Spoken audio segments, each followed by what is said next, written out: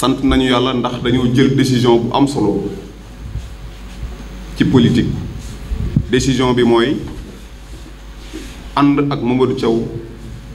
liggéey taset. Politique nag liñ ci nekkee woon mooy xeex njariñu askan bi fu ñu mën a jëm loolu mooy objectif bi. Décision bi ñu jël ànd nañ ko ak suñuy kilifa ànd nañ ko ak suñuy ànd jàmm ànd nañ ko ak suñuy xarit moo tax sante nañ ko yàlla bu baax. Fas nañu yéene liggéey jëlee taset fu mu nekk yóbbu ko feneen foo xamante ni fa nga ñu jëmale moo gën fi nga ñu jële rek la ci askan wi wax. Fas nañu yéene liggéey ak Mamadou Thiaw confiance bi président de la République teg ci moom mu gën ko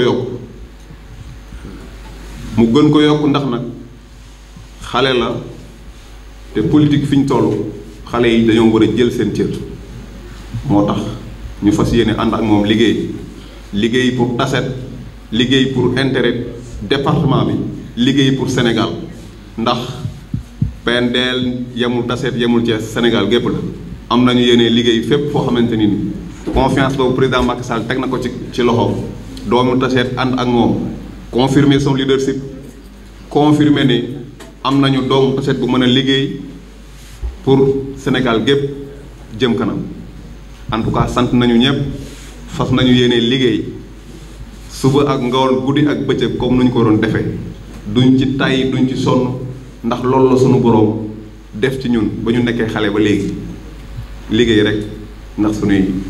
nawle liggéey ak sunuy àndandoo liggéey pour ñi ñuy àndal gis seen bopp ne liggéey rek mu am solo te sunu boroom loolu la santaane. may sant bu baax samay kilifa di sant bu baax ñu ci jàpp àdduna nag leen rek moo fi am jàng liggéey jaamu yàlla respectivement boo ci jaawale rek doo mën a dem boo bëggee liggéey te jànguloo du sotti soo bëggee jaamu yàlla te liggéeyloo du sotti sunu sëriñ nag loolu la ñu diggee liggéey jàng liggéey jaamu yàlla jërë ngeen jëf. aussi en 2019. donc ñoom naam maa ngi leen doon jàppale waaye dinañ xam ni jàppale bii di ñëw incha allah wuute nag yi passé. donc on va travailler ensemble. je vais sortir les moyens yéen aussi li ngeen man xam naa ko yéen ñi laa bëgg a àndal ñu gagné département Thiès bi pour le président. donc la balle est dans votre camp nee naa leen teg leen stratégie yi gaañaa ngi nii incha allah dañuy dóor mu daanu man bu doyul rek ma dolli. asalaamaaleykum wa rahmatulah. Sène di Semou agent technique d'élevage chef de poste vétérinaire de Tassette. nu ma ko waxee sànq j'ai une expérience professionnelle de 36 ans def 30 ans de politique militantisme nekkoon LDMPT. finalement nekk LD nekk marxiste-léniniste pur et dur jóge fa rejoindre le parti socialiste nekkoon seen tête de liste ci élection locale yi doon xëccoog Mamadou Thiaw mi maire bi moom mu gañe ma nag. voilà comme que sama yéene matatul ma ne nag naa ànd ak moom liggéey parce que moo ma tendre loxo te jëf-jëf da nga xam ne wane na lépp lu mu si bëgg a wax rek mu complété ji bi dafa am association des maires du Sénégal. ñoo organisé pour ñu am projet de résorption des moutons de Tabaski parce que ñaaw na Sénégal at bu nekk di jéggaani ay Mali ay Mauritanie ay feneen di jëlee ay xar pour nit ñi mën a Tabaski maires yi nag soobal seen loxo ci biir ñu tànnoon 22 maires yi 22 communes ñu ñëw fi Tassette doon signer ce qu'on appelle convention avec le projet AIFER nga xam ne ñoom ñooy les spécialistes du passage de dons ñu wax les 12 piliers de AIFER ou passage de dons. moo ñu doon accompagner maire commune bu nekk dafa war a joxe 3 millions pour l'achat de 60 brebis Mamadou Thiaw en tant que secrétaire exécutif PNDL mu ne chaque mairie ku dégager 3 millions moom dana dolli 3 millions donc l'ensemble des 22 maires donc dana joxe 66 millions si budget PNDL pour ñu mën a jëndal yeneen 60 moutons pour chaque commune muy 120 léegi mu amaat beneen mooy fondation Servir le Sénégal bu Marème Faye Sall moom itam mu ne comme que maire yi dañ def seen loxo PNDL def loxo moom itam day jëndaat 60 brebis moo tax ñu jógee 120 dem 180 brebis ministère de l'élevage mu ne comme mooy le service technique moom mooy indi ce qu'on appelle les géniteurs ay laadum pour ñu améliorer la race tu vois ba pare mooy tabax aussi bergerie fa nga xam ne kuy yi foofu la ñuy dëkk ñu mën a teeru yu jigéen yi pour ñu mën a def croisement. ci daje bi fii lan moo la facteurs yi déterminant ba nga yow bàyyi sax nga nekkoon ñoom fii. voilà effectivement parce que benn damay gis Mamadou Thiaw nu muy liggéeyee ñaareel ba dafa yaatal xejal ñëpp gàntul kenn ñetteel bi aussi ñu am benn projet commun man ak moom dana am benn projet commun mooy dañu bëgg Tassette nekk la plateforme vétérinaire ba nga xam ne mooy toppatoo jur gi parce que Tassette dafa nekk une zone stratégique dafa nekk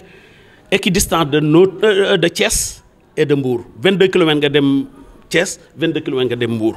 dafa nekk si digg bi te aussi en potentialité mooy la forêt classée de Bandia versant Tassette moo constitué les réserves en pâturage de l'arrondissement te l'arrondissement de Noto moom mooy le berceau de l'élevage dans le département de Thiès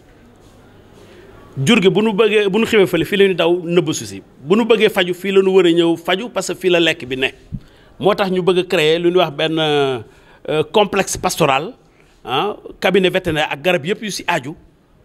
fii ba Mbour di ko jënd fii ba Thiès di ko jëndee parce que fàtte rek parce que fii c'est mooy seul arrondissement ba nga xam ne dans le Sénégal amul cabinet vétérinaire privé pourquoi parce que ñun ñoo ngi fi depuis 24 ans te la médecine vétérinaire est privatisée te man je prépare ma retraite ak expérience bu nu am moo tax fii kenn mën fi woon a taxaw ba jaay fi garab benn cabinet mën fi woon taxaw moo tax ñun au bord de la retraite ñu ànd ak maire pour ficeler benn projet ak PNDL pour ñu def benn complexe pastoral am fi pharmacie bu doy def insémination artificielle di def production laitière di def fromagerie di def vente aliment bétail ak volaille parce que plaque tournante lay doon quoi tu vois loolu moo gën a tax ñu ànd liggéey parce que daf ma permettre man ma mën a extérioriser sama compétence yëpp parce que ku liggéey 36 ans jaar toutes les grandes sociétés d'élevage mooy la SODES mooy sama premier poste nga xam ne les 2 premiers de chaque promotion ñoo fa doon dem jóge fa def PNVA programme national de vulgarisation agricole volet élevage à Linguère jóge fa jaar SERAS abattoir nekkoon agent inspecteur des viandes aux abattoirs de Louga ba pare def projet aviculture villageoise te man fi mu nekk je suis le spécialiste en aviculture village pour la promotion du poulet du pays di waxtaan ak def ay conférences au niveau des télés ak ñoom Tunkara ak yooyu def ko aussi si panel bu nekk surtout l'association des cadres sérères du Sénégal daje woon fii dafa benn panel donc yëpp maa ñoo ko vulgariser te yeneen ONG yëpp ñu ngi bëgg a jàppale suñu expertise pour que ñu ma promouvoir nu mu tuddati le poulet du pays. D'autre part aussi une modeste expérience au niveau même des prisons dañuy def programme de réinsertion des détenus mag de Thiès depuis 5 ans ñoo ngi fay enseigner l'aviculture def fa poulailler d'application pour les détenus ñi nga xam ne seen peine desutu lu bëri ak l'ONG Tostan ak l'ONFP ak éventuellement Institut supérieur des métiers et ruraux aussi de même prison des mineurs au Fort B ñoo ngi développé yooyu parce que xale yi dugg prison il faut ñu jàngal leen métier pour bu ñu fa génnee lu nu defoon ba tax ñu tëj leen ñu bañ ko defati donc on est riche de tout ça léegi bon ñu ne daal nañ koo defal suñu gox ñu waxtaan si ak maire ñu ficeler benn projet bu am solo te PNDL moo ko war a financer donc yooyu tax ñu yëpp ñu ànd liggéey parce que liggéey moo ñu ñor ànd développé ndoo Sénégal. dama fee nekk ma nekk président éleveurs yi ci arrondissement bi. ma nekk vice-président ci département bi léegi ma nekkoon fi ak waa PDS te yàlla def ñu gagné leen ma des fi te xam nga nit mënoo ànd ak moom rek mu daanu nga daal di koy bàyyi loolu du ngor ma gunge leen ba ak fii ma seet ma xam ne balaa maa mën a liggéeyal éleveurs yi wala ma di leen di jëriñ dara il faut ma ànd ak parti au pouvoir te yàlla boole ñu ak xale boo xamante ne bii ci réew mi la juddoo yàlla def yàlla dénk ko xam-xam yàlla dénk ko mën-mën mu ñibbisi fii ci réew mi pour defar Tassette ñun ñëpp ñu ànd jàppale ko pour mu mën a au moins mu réussir ci waa Tassette mën a melo bi gën bi jamono laaj moo tax moo ma indi ci daje bi tey man PDS laa nekkoon léegi jóge naa PDS maa ngi APR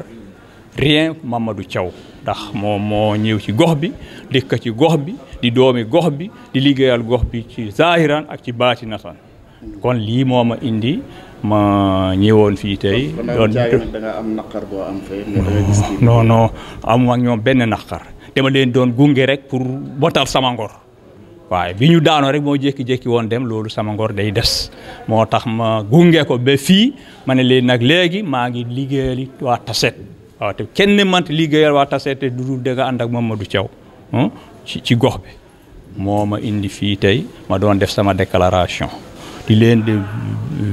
dëgëral ne Mamadou Thiaw su doomu gox bi la kuy liggéeyal gox bi la te tàngamulul ci dara secteur boo dem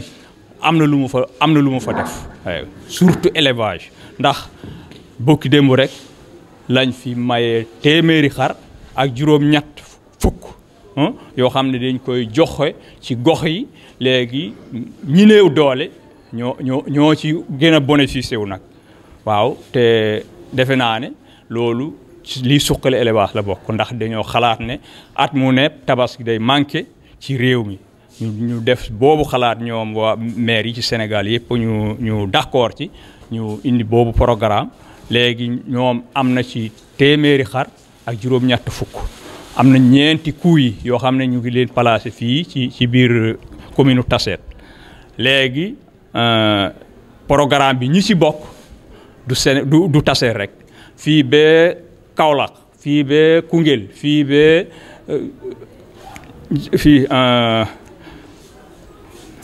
Taïba Ndiaye